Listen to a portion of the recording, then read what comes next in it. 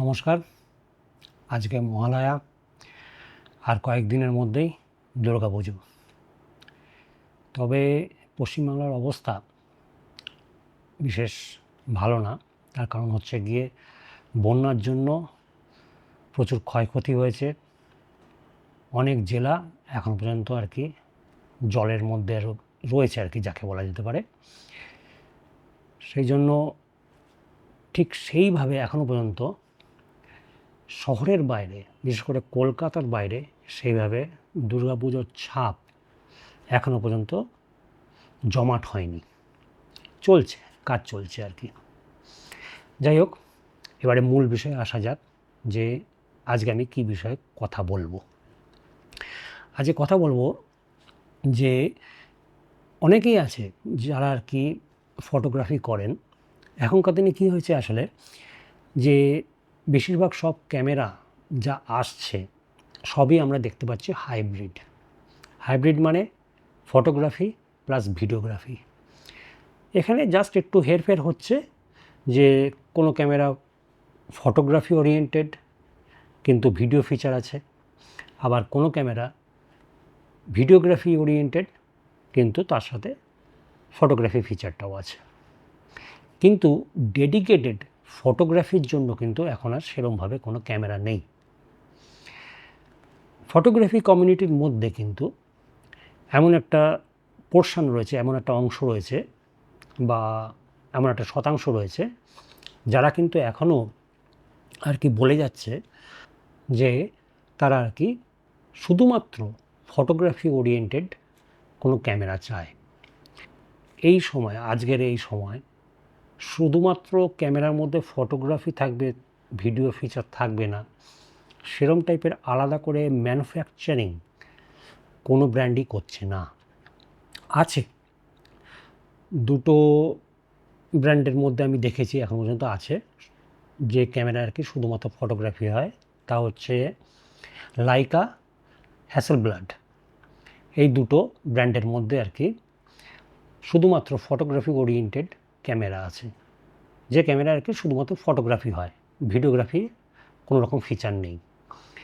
তবে দামটা যা করেছে এইসব ক্যামেরার, যেগুলো কেনার থেকে ভালো হয় যে শুধুমাত্র হাইব্রিড ক্যামেরা কেনা।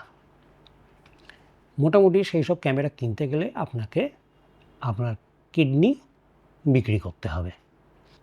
ব্র্যান্ডের কাছে সত্যি কথা বলতে গেলে এখন ম্যানুফ্যাকচারিং কস্ট হাইব্রিড ক্যামেরা এবং শুধুমাত্র ফটোগ্রাফি ক্যামেরা আসলে কিন্তু একই। আর যদি কোনো ব্র্যান্ড মনে করুন, যেগুলো common brand Sony, Nikon, Canon, Fuji, অলিম্পাসের এখন জানি না কীরকম অবস্থা, এরা যদি শুধুমাত্র ফটোগ্রাফি ওরিয়েন্টেড কোনো ক্যামেরা তৈরি করে, তাতে যা ম্যানুফ্যাকচারিং কস্ট পড়বে, হাইব্রিড ক্যামেরা তো তাই কস্ট পড়বে। ইনফ্যাক্ট যখন সেই ফটোগ্রাফি অনলি ক্যামেরাটা যখন মার্কেটে আসবে, তার দাম কিন্তু হাইব্রিড ক্যামেরা থেকে অনেক বেশি হবে। তাহলে এখন শুধুমাত্র ফটোগ্রাফি যে কমিউনিটিটা রয়েছে, তাদের এখন কী করণীয়, কী করতে পারে? একটা জিনিস তারা করতে পারে, শুধুমাত্র হাইব্রিড ক্যামেরাই কিনুক তারা। শুধু ফটোগ্রাফি ওরিয়েন্টেড ক্যামেরা কেনার জন্য দৌড়ানো কোনো লাভ নেই। হাইব্রিড ক্যামেরাই কিনুক না। কত ভালো ভালো ক্যামেরা তো রয়েছে। সোনির A7 IV 32 মেগাপিক্সেল ফটোগ্রাফির জন্য। আর যদি দেখতে হয় এখনও পর্যন্ত ক্যাননের R5 45 মেগাপিক্সেল, দুর্দান্ত ক্যামেরা। এমনকি EOS R যদি কেনে, সেটাও কিন্তু ফটোগ্রাফির জন্য খুবই ভালো। ফুজির X-T5 যেটা, ওটাও দুর্দান্ত। আর ওদিকে নিকনের Z7 Mark II যেটা 45 মেগাপিক্সেল, দুর্দান্ত ক্যামেরা। বা তারা এটাও করতে পারে যে ডিএসএলআরের দিকে গেল।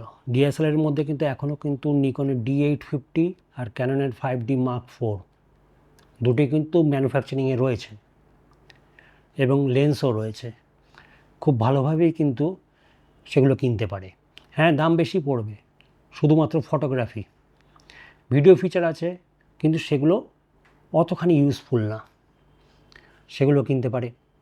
আর যদি নতুন ক্যামেরা যদি দাম বেশি মনে হয় তাহলে তারা সেকেন্ড হ্যান্ড মার্কেটে যেতে পারে। R5 তো সেকেন্ড হ্যান্ড মার্কেটে অলরেডি পাওয়া যাচ্ছে।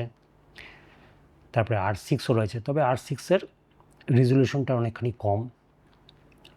Z7 II নিকনের ডিএসএলআরের মধ্যে খুব ভালো ভালো ক্যামেরা পেয়ে যাবে। D850 তো রয়েছেই, ক্যাননের 5D, ওটার যে সিরিজটা রয়েছে Mark III, দুর্দান্ত। আর একটা ব্যাপারও এখানে হচ্ছে যে মিররলেস ক্যামেরায় আপনি বলছেন ভিডিও ফিচার নেবেন না, ভিডিও ফিচার কিন্তু আসতেই হবে। তার কারণ যে ইভিএফটা আছে ওটাকে বলা হয় ইলেকট্রনিক ভিউ ফাইন্ডার, বা স্ক্রিনটা যেটা আছে সেটাও কিন্তু ডাইরেক্ট লাইভ ভিডিও ফিড দেখাচ্ছে সেইখানে আর কি, প্রত্যেকটা স্ক্রিনে। ওই ছোটো স্ক্রিনটা তো যে ভিউ ফাইন্ডারের যে স্ক্রিনটা আছে ওটার মধ্যেও কিন্তু লাইভ ফিড দেখাচ্ছে ভিডিওর, মেন স্ক্রিনেও কিন্তু লাইভ ফিড দেখাচ্ছে ভিডিওর। সুতরাং ভিডিও ফিচার মিররলেস ক্যামেরা থাকবেই। একমাত্র ব্যতিক্রম হচ্ছে গিয়ে ডিএসএলআর, যেখানে আপনি মিররের থ্রু দিয়ে অ্যাকচুয়ালি দেখছেন, সে সময় কিন্তু সেন্সারের থেকে কোনো রকম রিড আর কি আপনার কাছে পৌঁছচ্ছে না। এইবারে আপনাকে আর কি বিবেচনা করতে হবে যে আপনি কিভাবে ব্যবহার করবেন, কোনটা কিনবেন, ডিএসএলআরে যাবেন নাকি মিররলেসে যাবেন। মিররলেসে ভিডিও ফিচার থাকবেই, আর ডিএসএলআরে ভিডিও ফিচারটা মানে বলা যেতে পারে যে অত ইউজফুল না। ডিএসএলআরে আমি বলবো এখন আস্তে আস্তে আর কি এড়িয়ে যান। আর যেহেতু এরপরে আর কি কিন্তু যখন আর কি প্রোডাকশন লাইনটা একদম শেষ হয়ে যাবে, D850 নিকনের আর ক্যাননের হচ্ছে 5D Mark IV, এর প্রোডাকশন লাইন যদি আর কি শেষ হয়ে যায় তারপরে কিন্তু ওরা আর তৈরি করবে না, বা লেন্সও আর কিন্তু প্রোডাকশানে থাকবে না। সেই জন্য অটোমেটিক্যালি কী হবে, সাপোর্ট সিস্টেম যেটা এখনও পর্যন্ত রয়েছে সেটা কিন্তু পরে গিয়ে আর পাবেন না। সেই জন্য আমি বলবো মিররলেসে চলে যান, ভালো ফটোগ্রাফি ফিচার আছে।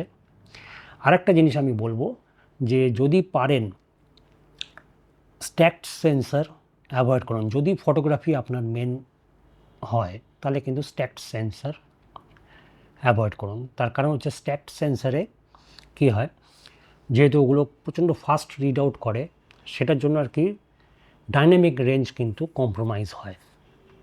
এই ক্ষেত্রে আমি বলবো যেগুলো স্ট্যাকড সেন্সর নয় সেগুলো নেওয়ার চেষ্টা করুন, কম দামে পাবেন সেকেন্ড হ্যান্ড মার্কেটে, আরও কম দামে।